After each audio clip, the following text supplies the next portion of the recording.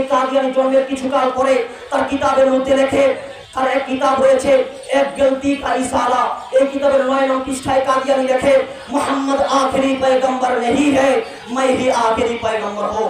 মুসলমান স্পষ্ট ভাষায় বলতে চাই, যদি কেউ মুসলমানের পরিচয়ে এই পৃথিবীর বুকে বাঁচতে চায় তাহলে নবী মুহাম্মদকে আখেরি পয়গম্বর মানতে হবে। আমার নবীকে যদি কেউ কটাক্ষ করে, আমার নবীকে যদি কেউ শেষ নবী না মানে, আর যাই হোক কোশ্চেন কালেও সে মুসলমান হতে পারে না, মুসলমান হতে পারে না।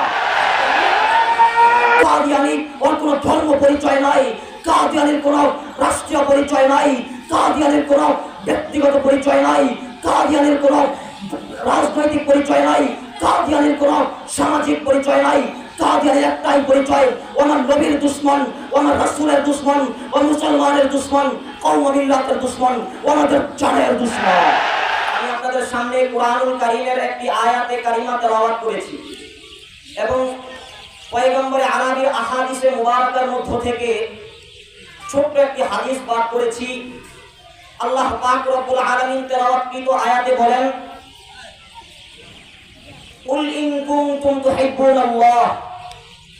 আল্লাহ পাক রব্বুল আলামিন নবীজিকে ডাক দিয়ে বলতেছেন, নবী আপনি আপনার উম্মতদেরকে বলে দেন, কুল ইন কুনতুম তুহিব্বুনাল্লাহ, যদি তোমরা আল্লাহকে ভালোবাসো, যদি তোমরা আল্লাহর ভালোবাসা পেতে চাও, যদি তোমরা আল্লাহর মারিফত অর্জন করতে চাও, ফাত্তাবিউনি, তাহলে আমি নবীকে অনুসরণ করা লাগবে। তো আল্লাহ পাক রব্বুল আলামিন যদি কেউ আল্লাহর ভালোবাসা পেতে চায়, যদি কেউ আল্লাহর মহব্বত অর্জন করতে চায়, যদি কেউ আল্লাহর মারিফত হাসিল করতে চায়, তাহলে আল্লাহ পাক রব্বুল আলামিন একটা সমাধান দিলেন। সেই সমাধান হচ্ছে পয়গম্বর আরবির অনুসরণ লাগবে, পয়গম্বর আরবির মহব্বত লাগবে, পয়গম্বর আরবির ভালোবাসা ভক্তি শ্রদ্ধা অন্তরের মধ্যে অবস্থান করতে হবে। তো এই আয়াতের আলোকে আমরা যদি বর্তমান বিশ্বের দিকে বর্তমানে লক্ষ্য করি তাহলে দেখতে পাই আজকে ভারতে মুসলমান নির্যাতিত নিপীড়িত। যদি আমরা মায়ানমারের দিকে লক্ষ্য করি, মায়ানমারে মুসলমান আজ নির্যাতিত নিপীড়িত। যদি আমরা ওই ঘরের দিকে লক্ষ্য করি তাহলে ওই ঘরে মুসলমান আজ নির্যাতিত নিপীড়িত। যদি আমরা ফিলিস্তিনের দিকে লক্ষ্য করি তাহলে আমরা দেখতে পাই ফিলিস্তিনে আজ মুসলমান নির্যাতিত নিপীড়িত। আমার কাছে মনে হয় মুসলমান আজ নির্যাতন আর নিপীড়নের শিকার হওয়ার এক নম্বর কারণ হচ্ছে পয়গম্বর আরবি সাল্লাল্লাহু আলাইহি ওয়াসাল্লামের আদর্শকে ছেড়ে দিয়েছে। যদি পয়গম্বর আরবি আদর্শের উপর মুসলমান আজ প্রতিষ্ঠিত থাকতো, আল্লাহর কসম কিয়ামত আসতো, মুসলমানদেরকে তাদের আদর্শ থেকে বিচ্যুত করে মুসলমানদেরকে পরাজিত করার অধিকার এই পৃথিবীর বুকে কারো ছিল না, কারো ছিল না, ভবিষ্যতেও কারো হবে না। যদি মুসলমান নবীর আদর্শবান হতে পারে, ভবিষ্যতেও ইসলামের উপর কটাক্ষ করার শক্তি পৃথিবীর কোনো শক্তির হবে না, ইনশাআল্লাহ পৃথিবীর কোনো শক্তির হবে না। পয়গম্বর আরবি হাদিসের মধ্যে বলেছেন, লা ইয়াবকা আলা সাহরিল আরদি বাইতু মাদারিন ওয়ালা ওয়াবারিন ইল্লা আদখালাহু আল্লাহুল ইসলাম ইম্মা বিইজ্জি আজিজ ওয়া ইম্মা বিযিল্লি যালিল। এই ভূপৃষ্ঠে এমন একটা সময় আসবে আল্লাহর এই জমিনে একটি ঘর অবশিষ্ট থাকবে না, প্রত্যেকটি ঘরের মধ্যে কালিমার পতাকা করবে ইনশাআল্লাহ। আমি তো মনে করি ইনশাআল্লাহ রুশ, ভারত, চায়না, দিল্লি সব জায়গায় কালিমার পতাকা করবে ইনশাআল্লাহ। আমেরিকার ওয়াশিংটন ডিসির হোয়াইট হাউসের কপালের উপর কালিমার পতাকা উঠবে, রাশিয়ার মস্কোর রাজপথে আল্লাহু আকবারের স্লোগান উঠবে, চায়নার পিনিয়ের পথে পথে কালিমার পতাকা উঠবে, দিল্লির লাল কেল্লা আবার মুসলমানরা শাসন করবে, আবার মুসলমানরা শাসন করবে ইনশাআল্লাহ। কিন্তু বর্তমানে সমস্যার বিষয় হচ্ছে মুসলমান আজ আমার নবীর আদর্শকে ভুলে গিয়েছে, মুসলমান আজ নবীর আদর্শ থেকে বিচ্যুত হয়ে গিয়েছে। একটা কারণে মুসলমানকে আজ অপমান আর নির্যাতনের উচ্চ শিখরে আজকে পৌঁছতে হচ্ছে।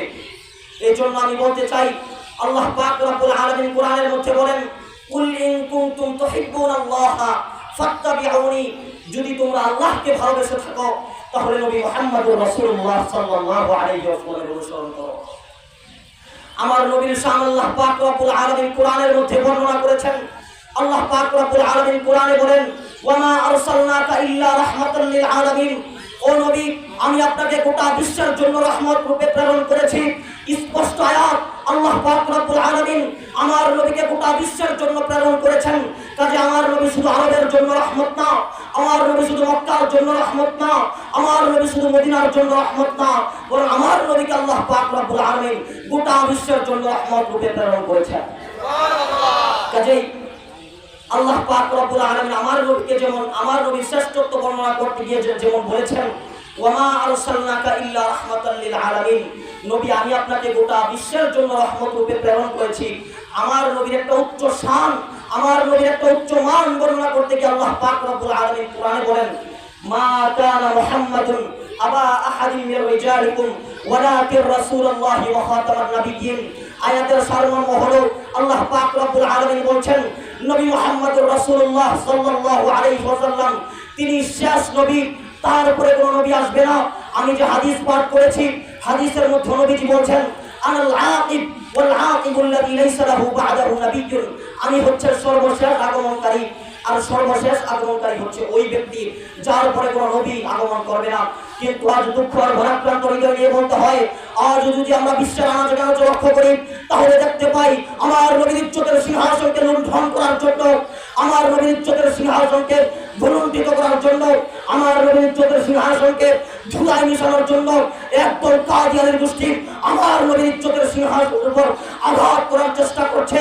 আমি স্পষ্ট ভাষায় বলতে চাই, নবীর একজনের মতো যদি পৃথিবীতে বেঁচে থাকে, কোন কাদিয়ানের গোষ্ঠী আমার নবীর ইজ্জতের সিংহাসনের উপর কালিমা রোপণ করার কোনো অধিকার রাখে না, কোনো অধিকার রাখে না। ইনশাআল্লাহ আমার নবী বলেছেন, আনা খাতামুন নাবিয়্যিনা লা নাবিয়্যা বা'দি, আমি শেষ নবী, আমার পরে কোনো নবী আসবে না।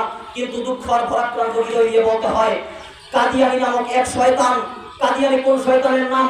আজ থেকে প্রায় 150 বছর পূর্বে পাঞ্জাব রাজ্যে গুরুদাসপুর জেলায় বাপের নাম গোলাম মর্তুজা, মায়ের নাম চেরাগ বিবি, এই বেড়ির পেটে জন্ম নেয় শতাব্দীর কুখ্যাত ফেরাউন, নাম রাখা হয় গোলাম আহমদ কাদিয়ানী। এই কাদিয়ানী জন্মের কিছুকাল পরে তার কিতাবের মধ্যে লেখে, তার এক কিতাব রয়েছে এক গলতি কা ইসারা, এই কিতাবের 9 নং পৃষ্ঠায় কাদিয়ানী লেখে, মোহাম্মদ আখেরি পয়গম্বর नहीं है, मैं ही आखिरी पैगंबर हूं।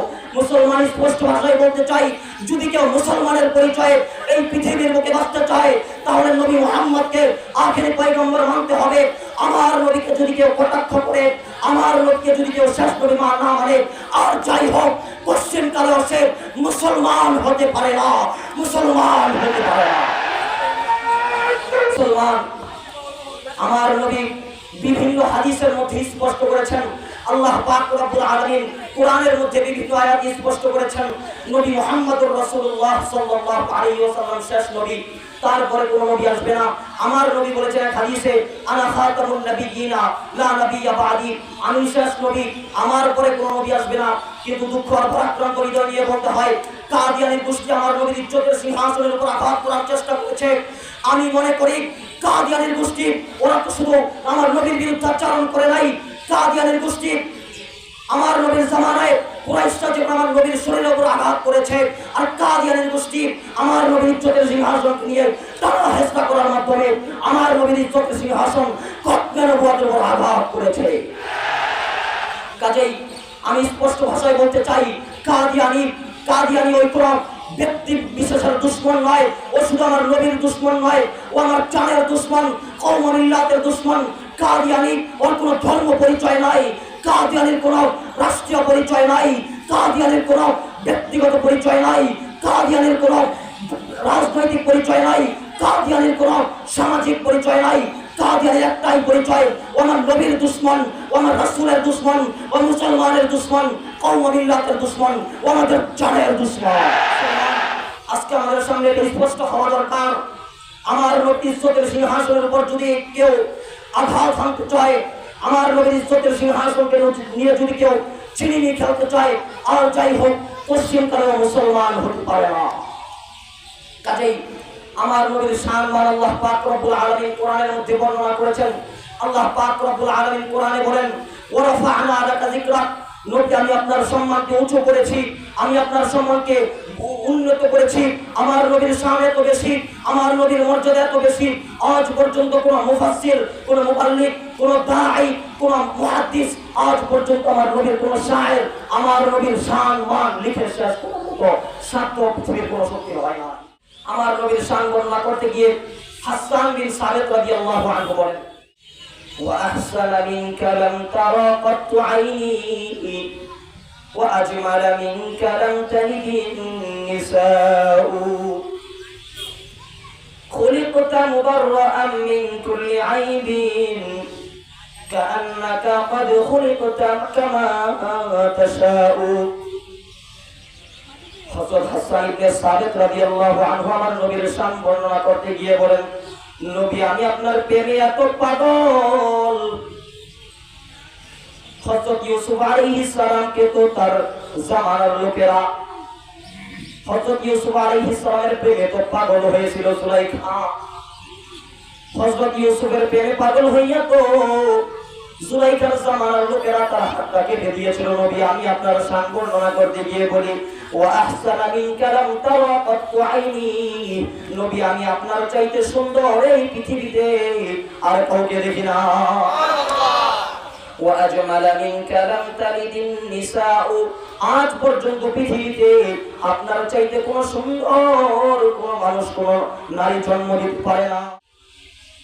খুলিকতা মুবাররাআন মিন কুল্লি আইবিন, আমার আল্লাহ পাক রব্বুল আলামিন আপনি যেভাবে চেয়েছেন আমার আল্লাহ পাক রব্বুল আলামিন সমস্ত দোষ ত্রুটি মুক্ত করে আমার আল্লাহ পাক রব্বুল আলামিন আপনাকে সৃষ্টি করেছে।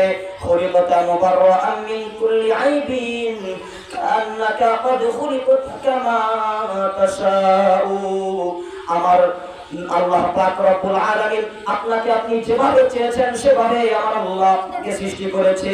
তেরি सूरत सबसे बेहतर, तेरी सूरत सबसे बेहतर, तेरी सीरत नेक है इसलिए आशिक हूँ मैं, तू मेरा माशूक है। এক কবি আমার নবীর শান বর্ণনা করতে গিয়ে বলে, তেরি सूरत सबसे बेहतर, ও নবী আপনার সুরত সবচেয়ে সুন্দর। তেরি सीरत नेक है, আপনার সিরত সবচেয়ে সুন্দর। तेरी सूरत सबसे बेहतर, तेरी सीरत नेक है इसलिए आशिक हूँ मैं, तू मेरा माशूक है। আমার নবীর চরিত্র এত সুন্দর, আমার নবীর আকৃতি এত সুন্দর। तेरी सूरत सबसे बेहतर, तेरी सीरत नेक है इसलिए आशिक हूँ मैं, तू मेरा माशूक है। নবী এই কারণেই তো আমি আপনার আশিক হয়ে গেছি আর আপনি নবী আমার মাশূক হয়ে গেছে। আমার নবীর শান বর্ণনা করতে গিয়ে বিভিন্ন কবি বিভিন্ন ভাবে বর্ণনা করেছে, কিন্তু আল্লাহর কসম আজ পর্যন্ত কোন কবি আমার নবীর শান কামা হাক্কুহু যেভাবে বর্ণনা করা দরকার বর্ণনা করতে পারে নাই। আমার নবীর চরিত্র এত সুন্দর এত সুন্দর। হযরত আয়েশা রাদিয়াল্লাহু আনহাকে সাহাবায়ে কেরাম জিজ্ঞাসা করে, ও আয়েশা আমার নবীর চরিত্র কেমন ছিল? হযরত আয়েশা রাদিয়াল্লাহু আনহা বড় চমৎকার ভাবে জবাব দেয়, কানা খুলুকুহু আল কুরআন, আমার নবীর চরিত্রই হলো কোরআন। কোরআনের মধ্যে যেমন কোনো ভেজাল নাই আমার নবীর চরিত্রের মধ্যেও তেমন কোনো ভেজাল ছিল না। হযরত আবু হুরায়রা রাদিয়াল্লাহু আনহু বলেন, ও দুনিয়ার মুসলমান শোনো, মা রাআইতু শাইআন আহসানা মিন রাসূলিল্লাহি সাল্লাল্লাহু আলাইহি ওয়াসাল্লাম। বিশ্ববাসী রে, তোমরা 1400 বছর পরে হয়তো নবী মুহাম্মদকে দেখবা না, কিন্তু আমি আবু হুরায়রা জানাই গেলাম, মা রাআইতু শাইআন আহসানা মিন রাসূলিল্লাহি সাল্লাল্লাহু আলাইহি ওয়াসাল্লাম। বিশ্ববাসী জেনে রাখো, আমি আবু হুরায়রা এই আসমানের নিচে জমিনের উপরে নবীর চাইতে সুন্দর কাউকে দেখি না। আমার নবীর চরিত্র সবচাইতে সুন্দর, আমার নবীর আদর্শ সবচাইতে সুন্দর, কিন্তু তারপরেও যদি আমার নবীর ইজ্জতের সিংহাসনের উপর কেউ আঘাত করার চেষ্টা করে, স্পষ্ট প্রমাণ আমার নবীর উম্মতের একজন ব্যক্তি থাকতেও বরদাস্ত করা হবে না।